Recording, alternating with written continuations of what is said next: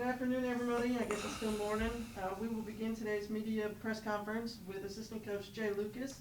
If you have a question, please go ahead and raise your hand, and we will open it up to questions immediately.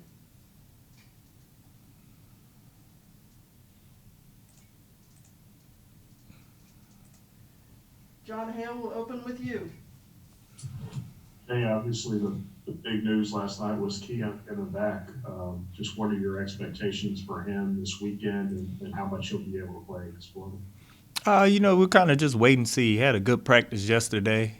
And it's hard because, he hasn't been necessarily practicing. He's been doing some conditioning and stuff like that. And then we're going right into at Florida. And I think this might have been his last game 10 months ago that he actually played was at Florida. So, I do think he'll get in a little bit in the game, and we'll just kind of go from there. But we're not expecting much from him. He hasn't played. He hasn't practiced. But, the one thing we're excited about just is his energy and his, it sounds crazy, but his kind of upperclassman leadership with him only being a sophomore but being one of the returning players to kind of help us with our poise a little bit. Larry Vaught will go to you next, and then Jerry Tipton. Yeah, Jay, could you also give kind of an injury update on what's going on with Terrence? Terrence has been seeing the doctors, and he's been with medical staff, and, it's just something that he has to work through every day and continuing to get him to a place where he will be able to play and try to get him as pain-free as possible. The biggest thing right now is just getting him in the treatment that he needs, and he's in there every day, every morning, he's in there a lot. So he's doing what he needs to do, and we have a great medical staff and a great trainer. So I think the biggest thing is just getting to a point where he's able to, play through with as least pain as possible. So you don't expect him to play Saturday? I would say at this moment I don't think so. I think it's up in the air, but I would probably tend to say no. Okay, thank you. Jerry, go ahead. Yeah, Jay, I wonder also with Keon, it may be hard to quantify, but I wonder how far behind he is and how long do you think it would be until we'll see the Keon we're used to seeing from last season? Well, he's done a good job of doing what he's been able to do while he had restrictions and stuff. So he's done conditioning, he's done, individual workouts and stuff like that. But it's different when it's 5-on-5 and in a game. It's so much harder to compare practice to a game and just the constant movement and transition from offense to defense to banging and stuff like that. So, hopefully it won't take as long as it typically does. You expect it to be a little bit quicker, but I think it'll take a while because we're into conference play, third conference game, and, we've played a bunch of games and he's kind of been out. So I think it'll take him a little bit to get his feet under him, as it would anybody.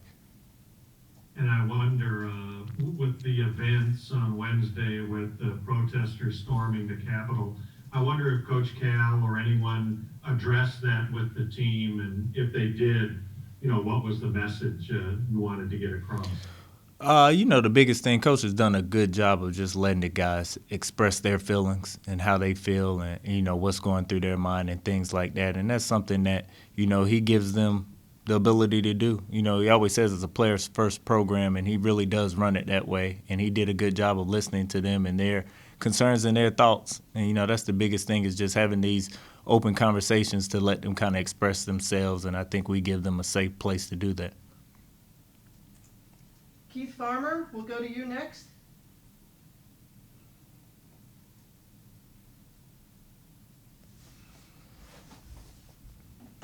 Can you hear me now, Coach? Yes, I got you. Yeah. So I'm just curious. I know you're with this program now, but what is it for you to be able to go back and, is this one of those games you kind of had circled to just enjoy along with trying to win a game? No, it's not one of the games I got circled. Another one I really got circled. That'll probably be the tougher one at the end of the month. But this one is not as bad. It's a whole new staff there. I don't really, I know Coach White and some of the guys just from recruiting and stuff like that. But, it's really only one person, the trainer that was there when I was there. And, I kind of see myself more as a Texas alum because that's somewhere I graduated and stuff from. But Florida still does hold a place in my heart. But it's not, it's not the kind of same feeling as it would be going back to Texas or something like that. And just curious what you see out of this particular Florida team. You know, they're good. They got good guards. They do a good job of spreading the floor and trying to create, you know, mismatches in that sense of finding somebody they think they can attack. The big kid that transferred from Michigan, Colin Castleton, has been playing really good. So they've done a good job of getting him the ball. And, you know, I think a big thing for us is going to be, are we going to be able to guard the ball and stay in front in one-on-one defense? So we've just been preparing for that. And this is probably, you know, I haven't been in the league long, but I've watched Florida, you know, just with the connection there. That's probably one of their best defensive teams as well that I've seen them have in a while with some of the stuff they're doing defensively, switching and things like that. So, you know, I think it's a good challenge for us. Okay, Kyle Tucker, we'll come to you next. Yeah, Jay, you talked about some of the, you kind of laughed saying it as he's a sophomore who hasn't played it all this season, talking about the veteran leadership of Keon. What's something specific you saw him do before he could get on the floor with everybody? Especially, you know, Cal even said, I think at one point when you guys were struggling, that he started, you know, demonstrating some leadership then. What is something specific you've seen him do in that area? It's just his demeanor and how he carries himself. You know, he walks it like he talks it. Things he says is what he does. And I think the guys kind of gravitate towards that. You know, he's a genuine person in that sense, and that's kind of what you need in your leaders. You know, so when he says something, everybody's quiet and they listen. And that's a big part of it. And I think it's just his approach. He comes in, he works every day, you know, does whatever you ask of him. Whatever you ask him to do, he will do. And I think a lot of people respect him for that. And I think that's why he kind of has a hold on the team, and they look at him as the leader. And, you know, he is the only returning player. So he's the only one who knows, you know, kind of what it's like to play for Cal and kind of what the program is about. Okay, John Hale, we'll circle back to you.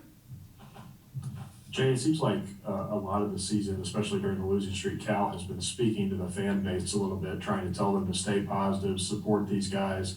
I'm curious from a recruiting standpoint, how much do you talk to recruits about the fan base and expectations? Is that something other schools try to use against you when there's negativity? Just how does that all work in recruiting? It seems like maybe that was an element to what Cal's trying to say right now. It's Kentucky. You come here because it is the highest level of college basketball. So, you know, with everything, there's going to be the pros and the cons, like you said, with people probably trying to negative recruit against us. But the kids we recruit, the way Coach Cal recruits them and the staff recruits them, they understand what they're coming into and the expectations and everything that comes along with it. So, you know, it's something that he does a great job of laying out in front of them. And even when we were talking about, you know, the job and everything, he explained it to me too. So, you know, it's something that you kind of embrace, and it's something that you kind of want if you're a competitor. Okay, Jerry Tipton, we'll come to you. Yeah, Jay, I wonder with Dante and his shooting, how you would compare the way Mississippi State defended him and how much did Vandy, how different was the way Vandy defended him? It's completely different because, you know, the sample size going into Mississippi State was so small. So, you know, you kind of probably maybe didn't even have him on the scouting report, depending on how many people you put on the scouting report. And then the difference with Vandy is whenever a guy hits 7 threes, he's going to be on the scouting report. You know, so each game, you know, his coverage and his stuff will become a lot harder for him to get shots and create shots. But, you know, the one thing about Dante and having him on the court is that you have to account for him. The defense has to know where he is, so it kind of opens the court up to do a little bit more and create driving lanes and, you know, eliminate people helping on the post and stuff like that. So, you know, that's one of the other bigger things about him being out there is his ability to just do that alone. Thanks. Larry Vaught, we'll come to you next. Jake, could you talk about the progress that you're seeing from Devin Askew and where you think he still has the biggest area he can still get better? I mean, you know, pound for pound, he's probably our hardest worker. You know, I put him and BJ in that same category. And I think the thing with Devin is that, you know, the transition from high school to college is a big leap, especially when you miss an extra year of high school. So, you know, it's just going to take a longer time for him to just understand how much the game changes and how fast it is. And, you know, with that gap, you lose a little bit, a year of maturity, a year of confidence of, you know, being able to dominate at a high school level. It gives you an extra, I guess, swagger that you get coming into college. And then when you come into college and you have struggles early, and you have to kind of reinvent yourself and reinvent your game, and that's kind of what he's done and he's continuing to do. And, you know, the biggest thing with him is just continuing for the game to slow down and him to see stuff, you know, that you need to see as a point guard. And he's getting better at it. It's just taking time. And, you know, it's expected. You know, he's a freshman. There wasn't any real true, you know, bye games where you kind of go through those things and get the extra kind of reps of seeing that stuff before you jump into the fire. And he was thrown into the fire early, and he's done a good job of, you know, continuing to work and really just trusting the process.